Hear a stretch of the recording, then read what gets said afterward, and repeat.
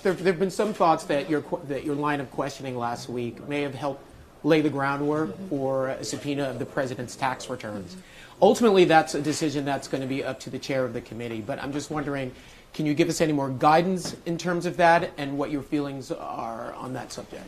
Well, I think, you hear the president say, no collusion, no collusion, no collusion, right? He's always talking about the focus on the relationship between his campaign and Russia, which is the scope of that investigation is under the House Intelligence Committee as well as several other investigatory bodies. So while he's talking collusion, collusion, collusion, I think in oversight, we should be talking about taxes, taxes, taxes, and his bank account, his bank account, his bank account, his financial statements, because that's where I think actually some of the most troubling practices are with direct relevance to the American people under the scope of oversight. Okay. So, this is a major issue. We're talking about him artificially inflating his assets to insurance companies and artificially deflating his assets in order to avoid paying taxes when he's already benefiting when the public is building and paying for the courses that he's profiting off of.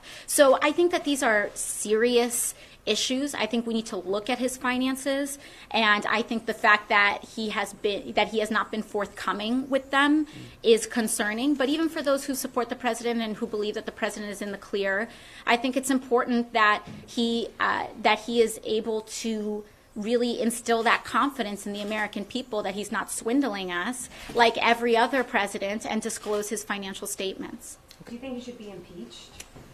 Well, it's been very clear that I'm supportive of and how I would vote in terms of impeachment.